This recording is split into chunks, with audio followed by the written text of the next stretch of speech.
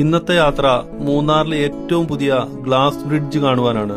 മൂന്നാറിനടുത്തുള്ള ആനച്ചാൽ എന്ന സ്ഥലത്താണ് ഈ ഗംഭീര നിർമ്മിതിയുള്ളത്. ആനച്ചാൽ ടൗണിൽ നിന്നും ഗ്ലാസ് പാലത്തിന്റെ ഈ കമാനം കടന്ന് ജാതി മരങ്ങൾ തണൽ വിരിച്ച വഴി മുൻപോട്ട് പോകണം. കുറച്ച് നീങ്ങുമ്പോൾ വലിയ കയറ്റവും വളവുകളുമാണ്. താഴെ നിന്ന് തന്നെ വണ്ടി ഫസ്റ്റ് ഗിയറിൽ തന്നെ ഇട്ട് ഹോൺ അടിച്ച് കയറണം. മുകളിലെത്തിയാൽ അടിപൊളി ഒരു കുന്നിൻ മുകളിലാണ് ഈ ഗ്ലാസ് ബ്രിഡ്ജ് നിർമ്മിച്ചിരിക്കുന്നത്. ഏതു ധൈര്യശാലിയും ഒന്ന് ഭയക്കും ഈ പളുങ്കുപോലെ തെളിഞ്ഞ ഗ്ലാസിന് മുകളിലൂടെ ചുവടുവയ്ക്കുമ്പോൾ. നീളമുള്ള ഈ പാലത്തിന്റെ എൻഡിലെത്തുമ്പോൾ ഭയം അതിശയത്തിന് വഴിമാറുന്നു.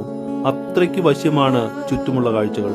പള്ളിവാസൽ മലനിരകൾ മുതൽ ചെങ്കുളം ഡാമിലെ ജലസമ്പത്തും ആനച്ചാൽ ടൗണിന്റെ നേർക്കാഴ്ചകളും തുടങ്ങി എണ്ണിയാലൊടുങ്ങാത്ത ദൃശ്യങ്ങളുടെ ചാരുത നമ്മളെ വിസ്മയിപ്പിക്കുന്നു.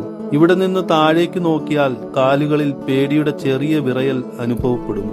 അത്രയ്ക്കാണ് ഇവിടെ ഉയരം. ഇവിടെ നിന്നാൽ താഴെ ഏലക്കാടുകളുടെയും ഇങ്ങോട്ടുള്ള മല ചുറ്റി വരുന്ന വളഞ്ഞ വഴിയുടെയും കാഴ്ച ചേതോഹരമാണ്. മൂന്നാർ വരുന്നവർക്ക് തീർച്ചയായും സന്ദർശിക്കാൻ പറ്റിയ സുന്ദരമായ ഒരു സ്പോട്ടാണ് ഈ ഗ്ലാസ് പാലം. ഇതിനി മൂന്നാർ വരുന്നവരുടെ ഒരു പ്രധാന ലൊക്കേഷനായി മാറുമെന്ന കാര്യം ഉറപ്പാണ്. ഇവിടെ ടിക്കറ്റ് ഫീ വരുന്നത് 600 രൂപ പ്ലസ് GSTയുമാണ്. അതായത് 728 രൂപ വരും ഒരാൾക്ക്. കുട്ടികൾക്ക് 400 രൂപയും GSTയുമാണ് റേറ്റ് വരുന്നത്.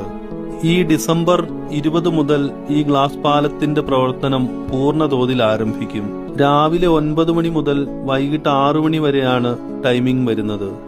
വാഹന പാർക്കിങ്ങിനും വിശാലമായ ഏരിയ ഉണ്ട് ഇവിടെ.